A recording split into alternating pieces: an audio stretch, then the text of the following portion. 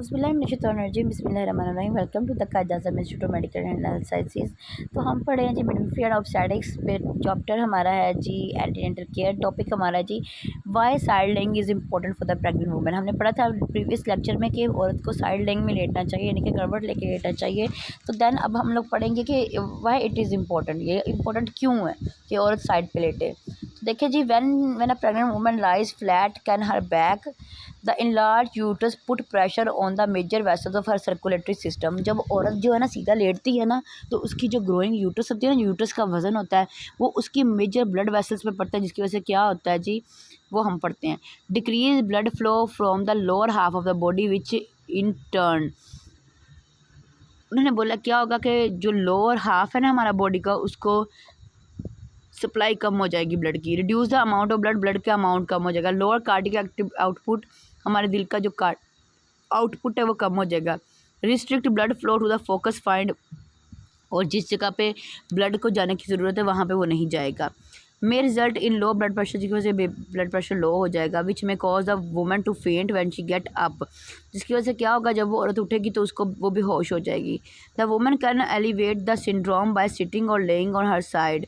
उन्होंने बोला ये वुमन इस सिंड्रोम से जो है ना किस तरह जान छुड़ा सकती है कि या तो वो लेटे या तो वो करवट लेके, यानी कि या तो वो बैठ जाए या वो करवट लेके लेटे। During pregnancy hormonal changes can softening of cartilage in some joint and relaxation in other joint. Pregnancy के दौरान उन्होंने बोला कि हार्मोनल चेंजेस की वजह से जो कार्टिलेज बोन्स होती हैं और जॉइंट्स होते हैं ना, वो मज़ीद रिलैक्स हो जाते हैं। This mean the pregnant women much more susceptible to injuries. इसलिए जो प्रेग्नेंट वुमेन होती है ना, उनको इंजरीज़ का, चोट लगने का खतरा जो होता है ना ज़्यादा होता है। शी शुड देयरफॉर, इसलिए उनको चाहिए अवॉइड ओवर एक्सर्शन, यानी कि अपने आप पे ज़्यादा प्रेशर ना डाले। Avoid carrying heavy load stand, और अब हैवी चीज़ें ना उठाए। Use proper body mechanics specially when lifting anything such as small child, और प्रॉपर बॉडी मैकेनिक्स यूज़ करे, बल्कि जब वो बच्चे को भी उठा रही हो ना तो उसको भी तरीके से उठाए। The pregnant woman has increase caloric need, pregnant woman को ज़्यादा कैलोरीज की ज़रूरत होती है। She should consider decreasing her workload and avoiding heavy physical labour specially. उन्होंने बोला है तो इसलिए उसको चाहिए कि वो अपना वर्कलोड कम करे, और जो हैवी फिजिकल वर्क है ना, यानी कि जो हैवी काम है वो ना करे। इफ़ शी, अगर वो appear to be getting thinner, अगर वो जो है, अगर वो, उन्होंने बोला कि वो मतलब पतला होना चाह रही है, और अनसेटिस्फाइड हंगर और वर्क रेमिटेड फटीग, यानी कि उसकी जो भूख पूरी नहीं हो रही और उसका जो काम है ना वो अनसेटिस्फाइड है ना, तो उसको फटीग रहेगी। ओवरएस हम लोगों ने उसको देना है। Can not increase her dietary enough to meet the caloric requirement of pregnancy और the physical demand of her daily life. अगर वो सारा कुछ करती रहेगी ना, तो फिर उसको जो डेली कैलोरीज की ज़रूरत होती है ना, वो उसकी कैलोरीज पूरी नहीं होगी। ठीक है, जो उसको डेली, अगर उसका जो फिजिकल डिमांड है ना उसकी डेली, वो उसकी पूरी नहीं होगी। अब प्रॉपर बॉडी मैकेनिक्स में क्या आता है जी, squat, keeping the spine straight rather than bend. उन्होंने बोला कि अपना जो है ना स्पाइन सीधा रखना है, यानी कि बेंड नहीं होने देना। To lift anything so that the leg rather than back bear the weight and strain. उन्होंने बोला है कि आपने ना घुटनों के बल बैठ के ना थोड़ा सा, फिर आपने कोई चीज़ उठानी है, जैसे बेबी को उठाना है ना, यानी कि हैवी वर्क लोड तो आपने करना ही नहीं है। लेकिन यहाँ पे बात हो रही है अगर किसी बच्चे को उठाना है ना, या कोई छोटी मोटी चीज़ उठानी है अपनी प्रेगनेंसी में, तो वो भी आपने ना कमर के बल झुक के नहीं उठानी है, आपने ना घुटनों के बल थोड़ा सा बैठ के, यानी कि जिसको स्क्वाट बोलते हैं, उसके बल बैठ के आपने उठानी है, ताकि जो आपकी टांगें हैं ना वो ज़्यादा वजन बर्दाश्त कर लें। व्हेन स्क्वाटिंग और rising from squatting position spread the feet apart and place one foot slightly in front of the other. उन्होंने बोला जब आपने कोई चीज़ ऐसे बेबी उठा के उठना है ना स्क्वाट से, तो आपने सीधा नहीं उठ जाना, आपने अपने थोड़े से पाँव फैलाने हैं। फैलाने के बाद जो एक पैर है वो दूसरे पैर की तरफ करके थोड़ा सा फिर आपने उठना है, so that there is a broad base और बैलेंस। इससे आपका बैलेंस जो है वो बरकरार रहेगा। Practice good posture when standing और सिटिंग। आपने जब खड़े होना या बैठना है तब भी आपने अपना पोस्चर जो है सीधा रखना है। ठीक है, बैठते वक्त आपका पोस्चर जो बिल्कुल सीधा हो, आपका स्पाइन जो बिल्कुल सीधा हो, इसी तरह स्टैंडिंग में। Do not cross the legs when sitting. जब आप बैठे हो ना, प्रेग्नेंट लेडी जब बैठी हो, तो आपने कहना है कि टांगों के ऊपर टांगे रख के आपने नहीं बैठनी। ठीक है, आगे है जी sexual relation and shepherds. Abstinence और mutually monogamous sex with partner who is free from HIV और STI is the only sure protection. उन्होंने बोला कि HIV और STI से आपने प्रोटेक्शन यूज़ करके ही आपने जो है ना इंटरकोर्स करना है। Consistent use of condom is important even during, उन्होंने बोला है, और कॉन्डम यूज़ करना जो है ना वो बहुत ही इंपॉर्टेंट है। अ डिक्रीज़ और increase in the woman desire of sex is normal during pregnancy. उन्होंने बोला प्रेगनेंसी के दौरान जो है ना ये डिज़ायर ज़्यादा भी हो सकती है और कम भी हो सकती है। Intercourse during pregnancy that is progressing normally will not harm the woman और द फीटस। उन्होंने बोला कि इस दौरान जो है ना फीटस को हार्म नहीं करेगा।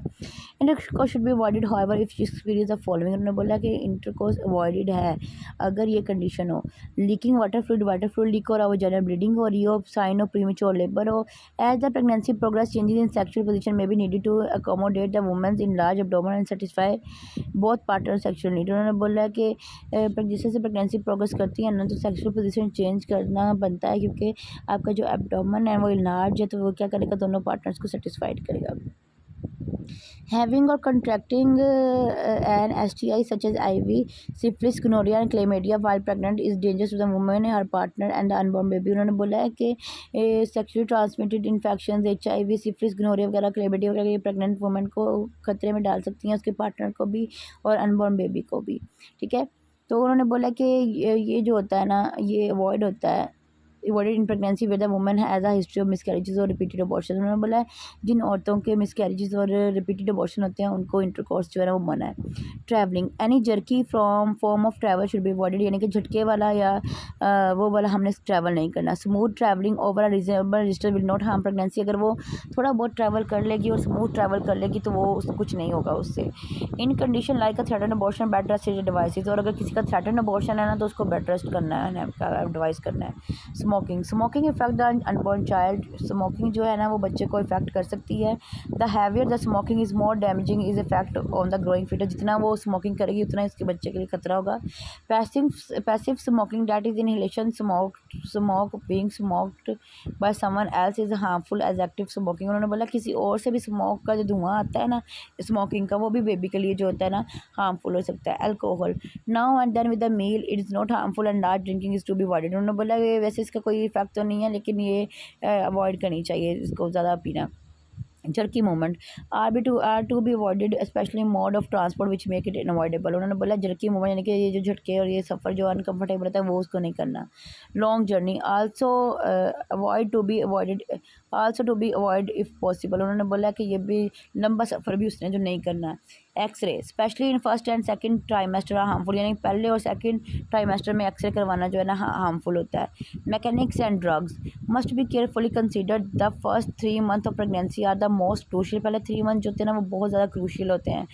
As various organ system of baby are taking shape and influence at this stage is likely to cause damage. और इस स्टेज पे उन्होंने बोला कि बच्चे के बहुत सारे ऑर्गन्स और सिस्टम बन रहे होते हैं, तो इस स्टेज पे जाके कोई भी जो बच्चे को अनहार्म जो मतलब कि ऐसा कोई काम होगा जो उसके लिए डेंजरस साबित हो सकता है, तो वो उसके ऑर्गन्स को और उसके सिस्टम को भी जो है ना वो इफ़ेक्ट करेगा। तो ये हमारा जो एंटीनेटल का चैप्टर था वो हो गया यहाँ पे फिनिश।